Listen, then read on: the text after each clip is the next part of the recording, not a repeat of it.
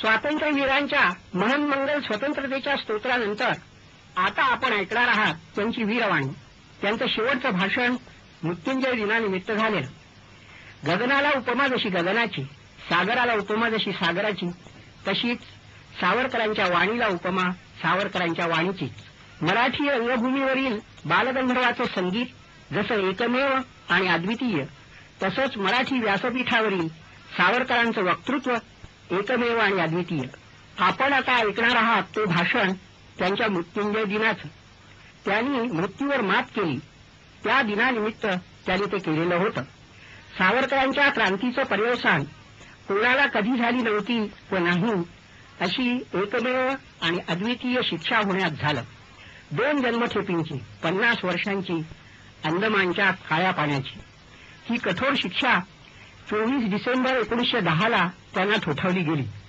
म्हणजे पुढे 50 वर्षांनी 24 डिसेंबर 1960 रोजी त्यांची सुटका व्हायची होती.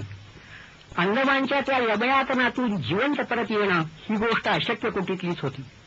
पण सावरकरांनी अंदमानचा 12 वर्षांचा वनवास पचविला आणि वर रत्नागिरीच्या 13 वर्षांच्या अज्ञातवासाला ते पुरून उरले. शिक्षेच्या ऐरणीवर वज्रप्रहार सोसूनही हा हिरा अभंगच राहिला. 10 मे 1937 या दिवशी ते बंधमुक्त झाले. जणू त्यांनी मरणाला मारलं, मृत्यूवर मात केली, त्याच्यावर विजय मिळवला. म्हणून त्यांची सुटका होणार होती तो 24 डिसेंबर 1960 हा दिवस त्यांचा मृत्युंजय दिन म्हणून देशभर साजरा झाला. या दिनाच्या निमित्तानं 15 जानेवारी रोजी पुणेकरांनी सर्वपक्षीय विराट सभेत स्वातंत्र्यवीरांचा देवानांनी हेवा वाटावा असा भव्य सत्कार केला. अध्यक्षस्थानी होते सेनापती तात्या बापट. सुप्रसिद्ध समाजवादी नेते एस.एन. जोशी यांनी आधी केलेल्या आपल्या गौरवाच्या भाषणात तरुण पिढीत पसरलेल्या नैराश्याचा आणि मरगळीचा उल्लेख केला होता. त्याचं सूत्र पालुपदासारखं पकडून सावरकरांनी आपल्या भाषणात तरुणांनी भारताच्या सीमांचं संरक्षण करण्याकरता सैन्यात शिरलं पाहिजे, महाराष्ट्र भारताचा खड्गहस्त झाला पाहिजे असा ओजस्वी संदेश दिला. रसिको, सावरकरांचं वय 80च्या घरात, प्रकृती अगदी क्षीण. तेव्हा व्याख्यानाचा प्रारंभ मंद स्वरात झाला होता. पण 10-5 क्षणातच त्यांच्या वाणीची विद्युल्लता कशी कडाडू लागली ती आता प्रत्यक्षच ऐका. सभा संपत आली आहे. सर म्हणजे बसण्याची सुद्धा माझी शक्ती आता संपत आली आहे. पण आता मला अगदी बोलत तुम्ही मला अख्यान मी म्हणत होतो आणि 2 तास तुझ्या पुढे शिल्लक पाहिजे ते आता माझ्याशी होत माझ्या पोटातून काय असतात. तेव्हा आता आमची वेळ पाहून आपण क्षमा करावी. आपण इथे आले हे छानच आहे. आपल्या कृतज्ञतेचं काम कृतज्ञता आपल्यात असावी इतका आम्ही काही केलेलं आहे हे मी विनोद मानतो. सत्यासाठी विनयासाठी असत्य वेळी नाही, आवश्यक सत्य सांगायला विनोद बाजूला गेलं तरी चालतं. तथापि माझंच मन पूर्वीच्या परंपरेने असं बनलेलं आहे की मला आवडत नाही काही गोष्टी सांगितल्यावर. म्हणून मी आपल्याला आज मला माझ्या राष्ट्राच्या समोर ही गोष्ट वाचते ती नुसती गद्यात सांगणार आहे. समर्थाच्या वेळेस जितके तुम्ही स्वतंत्र होते का समर्थन आहे तितके आज स्वतंत्र आहात. तुम्ही त्याचं फार समजतात. आज भाव त्याच्यात 1 कोटी वेळाला दिसत नाही या अधिकारावर आहे. ही दक्षिणता भाऊसाहेबांनी भीमशिवाजी मारल्यानंतर आणि पानवस्त पत्र येण्याच्या आधी प्रतिज्ञा केली, रोडून गेले विजयाच्या अर्थात की पुढच्या वर्षी सारी दक्षिण नोकरी करतो. तुम्ही निजांनी थोडा वेळ वाचला आहे त्याला पाय घालून देतो. भाऊसाहेब गेले, माधवराव गेले, पेशवाई गेली, इंग्रजाई गेली तरी निजाम जसाचा तसा होता. पण तो पटेल तो पोलादी देश त्याची खतं देऊन जातो. जर त्याच्याशी राज्यसत्ता असते ना तर आज बरोबर गेली नसती. पण दोघं जणांच्या हाती तुम्ही राज्यसत्ता दिली, मतं दिली, आता रडत बसता मरगळाई म्हणतात. त्याने सांगितलं माझ्या पोटाचा खासून मी ठेवू शकत नाही, ते माझं त्यागपत्र घ्या, तुमच्या बाळाचा पण आला सैन्याला आज्ञा दिली आणि त्याप्रमाणे सैन्य सण निजामाला होता की न दसा करून टाकला. आज कुठे पडलाय मला माहिती नाही, पण पडला आहे हे विसरू नका. निजाम आहे, एकदा पेशव्यांना असंच केलं होतं, पण आता मेल्यासारखा पडून राहिला आणि वेळ येतात पुन्हा मला समोर बसला. तो चुका आहे. जरूर आयुब खानची स्वारी तुमच्यावर झाली, लहानची किंवा मोठीची, तसे देशातून उत्पन्न होणारे तुमचे शत्रू आहेत, त्यांचा पुन्हा निजाम पुन्हा निजामशाही स्थापन करायला सोडणार नाही. की आपल्या शत्रूंची वर्तना तुम्ही ध्यानात ठेवली पाहिजे. पण आज यावेळेला निजाम जाहिरात सारी रक्षण मोकळी झाली आहे त्यांच्या मताप्रमाणे, आणि ती तुमच्यावर केली का थोडापर्यंत राहता तुम्ही म्हणजे तुम्ही समजा ही माणसं तुम्ही काय केलं नसेल, पण एकंदरपणे म्हणून आणि सर्वरक्षाने म्हणून आपापल्या बहिणी प्रयत्न करता करतात संकलित संयुक्त जे त्याचं फळ आलं झलकंदवाला तो हा आला.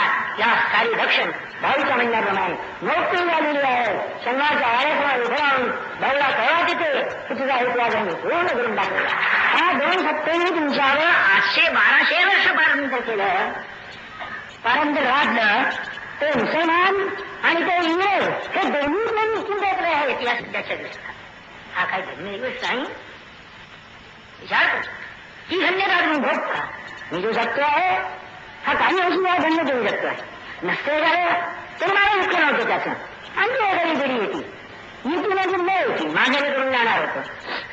परंतु आज मला तो युद्ध बघायला मिळतं, म्हणून किंवा माझ्या वतीने लहान म्हणजे प्रेमाने माझा आदर करावा म्हणून माझे लोक जेव्हा अर्ज करतात, आवेदन करतात की त्यांची जहागीर मुक्त करा, त्यांचं घर त्यांना परत देवा किंवा त्यांना बाहेर सत्य उपाधी द्या.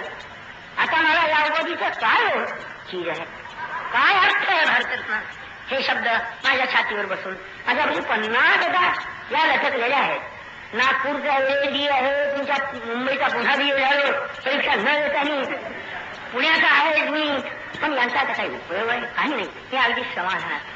मला जहागीर नको, मला कोण विचारून मी सांगतो अहो एवढं 3/4 हिंदुस्थान मला परत मिळालं, देवानी म्हणा किंवा दैत्यानी म्हणा मला परत दिलं, त्यात पण जहागीर आली नाही.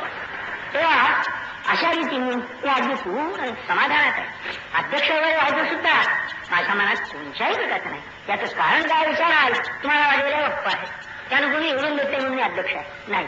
काय बरं निवडून देते म्हणून सुद्धा तुमचं मत असेल मी अध्यक्ष होईल. 2 वर्षाचा हा देश कृषीपेक्षा बळाने करून 2 वर्षाचा त्यांनी त्या जगाला जोडा असलेला तसा माझा भूत दिसतो.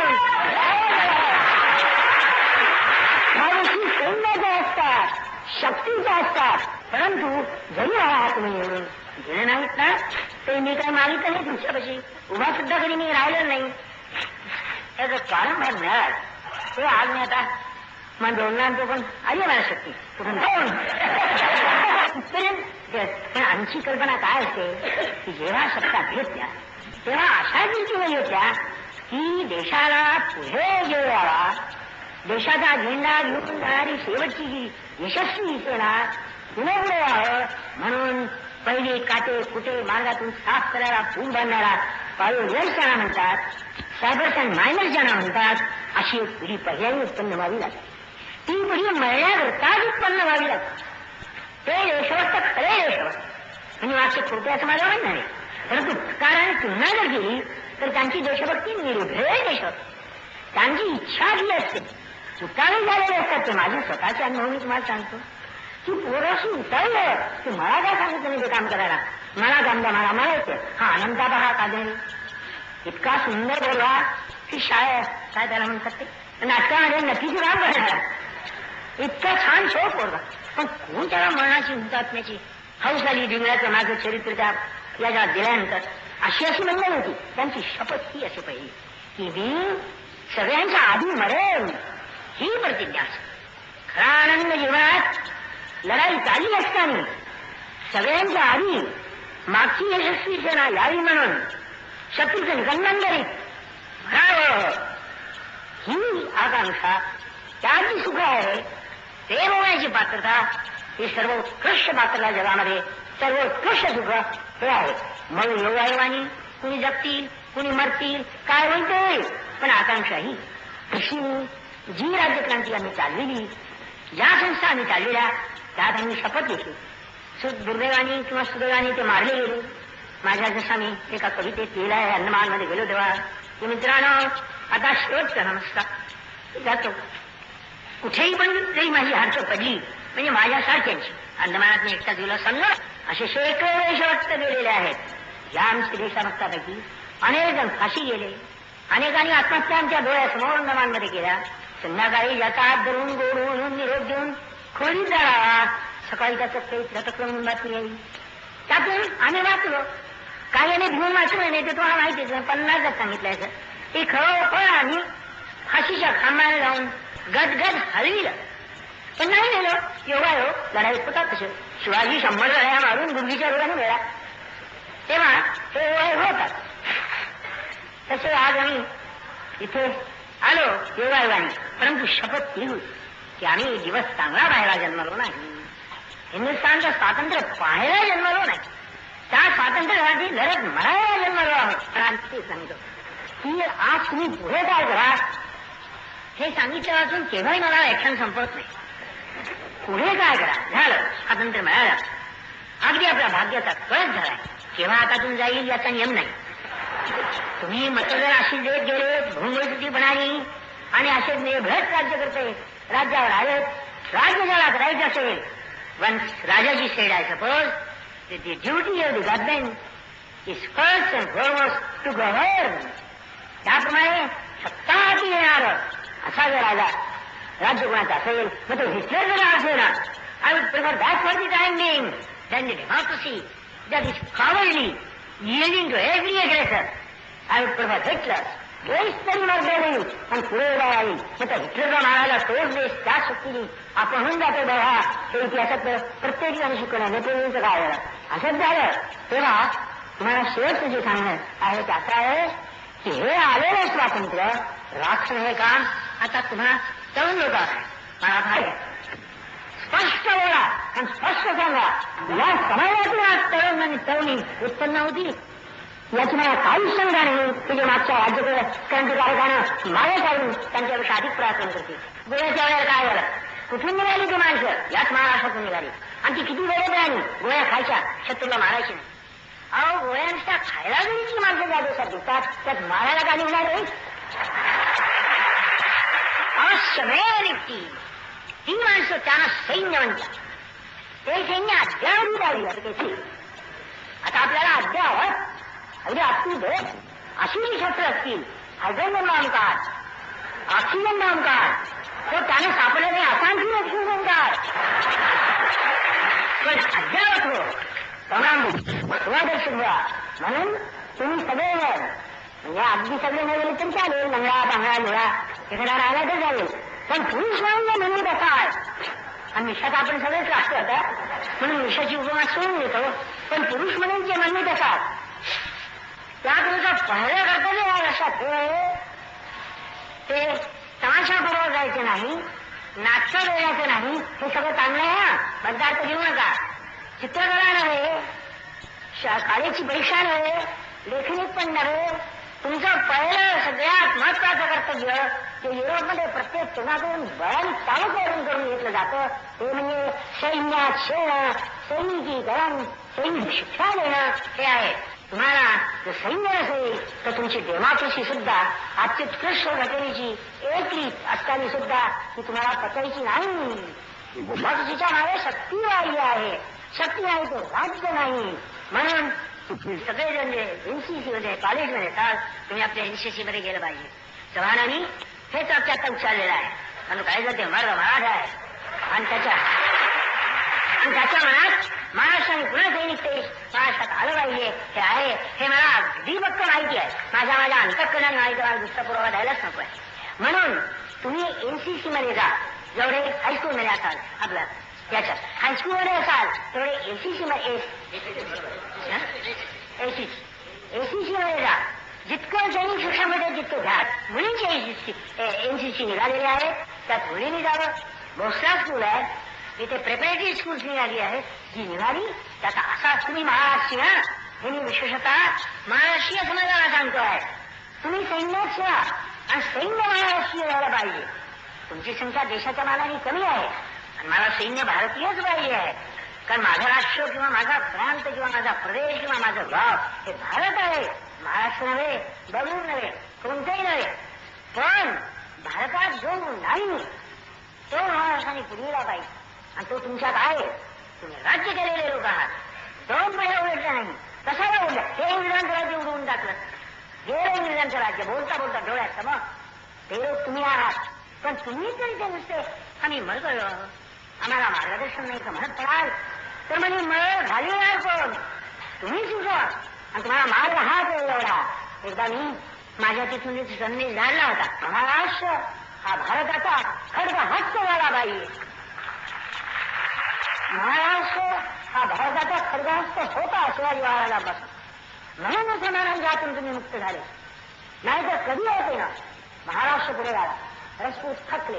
इतरांनी नाच सोडून दिला आणि ज्याचं त्याचं आचरण कसं होतं आपल्यापुरतं. हा संरक्षक म्हणतात. खोटी गोष्ट आहे. Every army must be aggressive. हे नवीन कोण डिफेंड कंट्री. माझी काही बाबतीत तुम्हाला चमत्कारिक वाटते. विचार केला म्हणजे तुम्हाला बरोबर वाटते. तुम्ही संरक्षक नाही. आक्रमण सैन्य असले पाहिजे. म्हणजे काय की दुसऱ्याला अशी भीती असली पाहिजे. जर काही हिंदुस्थानला दुसरं यांचं सैन्य आपल्यावर आक्रमण करू शकेल. आम्ही गेलो म्हणजे संरक्षण करतील या तानाची तुमची संरक्षण शक्ती बघायला पाहिजे. तुम्ही काय केली नाही तिकडे? तो म्हणे it was no man land. मी जर पैसे झालो असतो मला माहिती नाही पण झालो असतो तर पहिल्या दिवशी मी 2 मानचित्र माझ्या पुढे ठेवली असती. एक हिंदुस्थानच्या सीमा कोणत्या आहेत त्या निश्चित करून माझ्या व्याख्येप्रमाणे. म्हणजे ज्यात आर्मी समुद्र आहे आर्मी समुद्र नाव नाही. तो काय आर्मांच्या बापाचा नाही. तो सिंधुसागर केला असता. नंतर हे चीनचं सगळं हे मानस सरोवर आहे पुराणातरी काढली असते आणि पुराणाबंधांची पूर्वजांच्या या सीमा होत्या त्या घेऊन अगदी ती नो मॅन्स लँड जी होती ती हिंदू मॅन्स लँड करून घेतली असती आणि आमची सैन्याने तिथे म्हणून केली असती. हा चीन 10 वर्षात जन्माला होता कुठे चीन? पूर्वनुसार अजून घेऊ शकत नाही. चीन म्हणजे काय मोठं अतिथीय प्रकरण असं नव्हे. त्यातच तुटलेला पूर्वनुसार तुमचं तुटलेलं पाकिस्तान तशी ती येण्याची छाती नाही. म्हणजे ते त्याच्या मागे अमेरिका आहे. या कशी पूर्वीजांचा जसा गोवा तसा मागची कोणतं बनणार एक आहे मा किंवा माच त्या नावाचं बंद तिथे आहे. ते अजून चीन मिळू शकत नाही. कारण पोर्तुगाल नाटोमध्ये त्याला 8 वर्षाचा संबंध युरोप खाली येईल. तिथे चीनचं काही चालत नाही.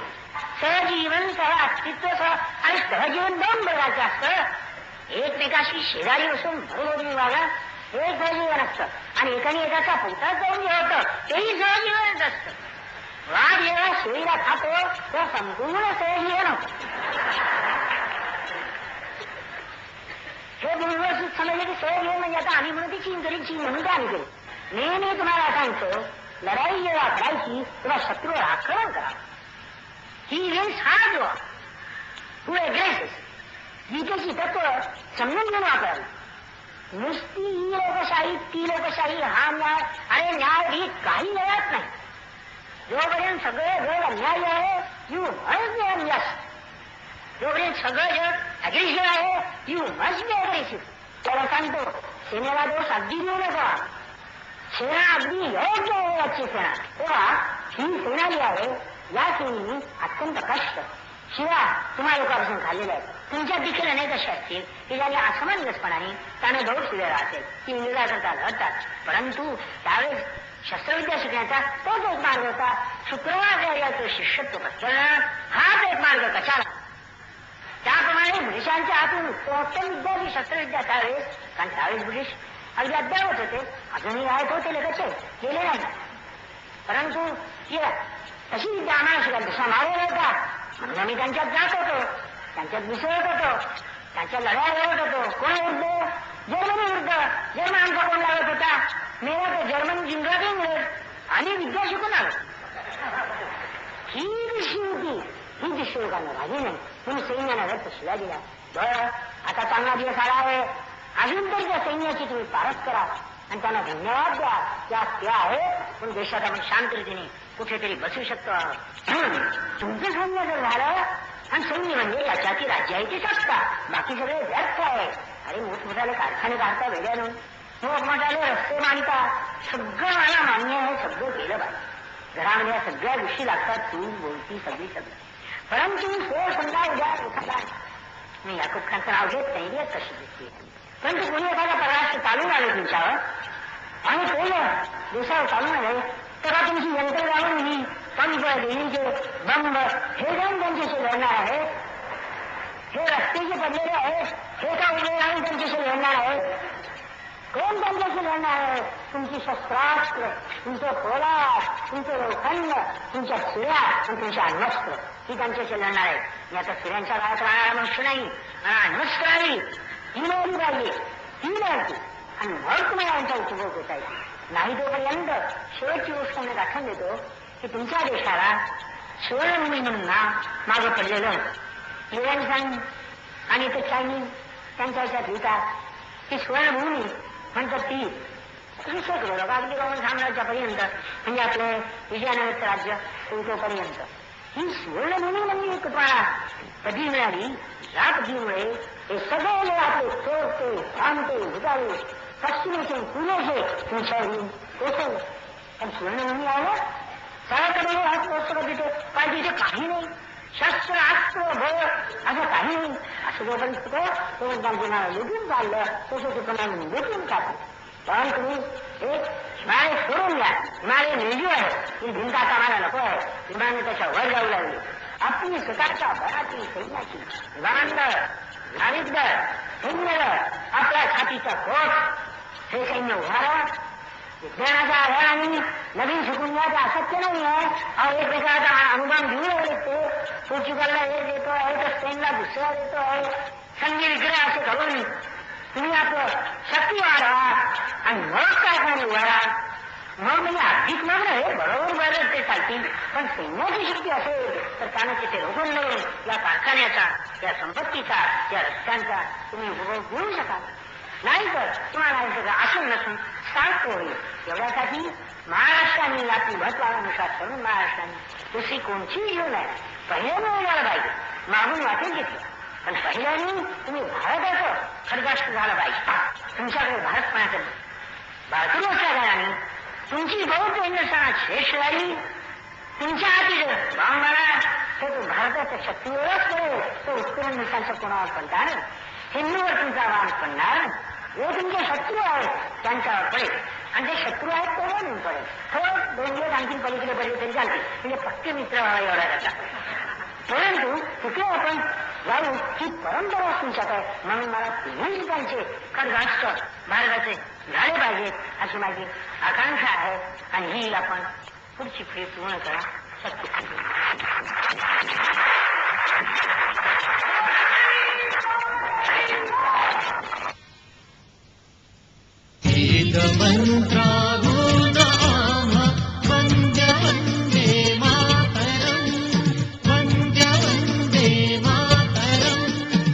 वंदे मातरमच्या जन्माला 125 वर्ष झाली.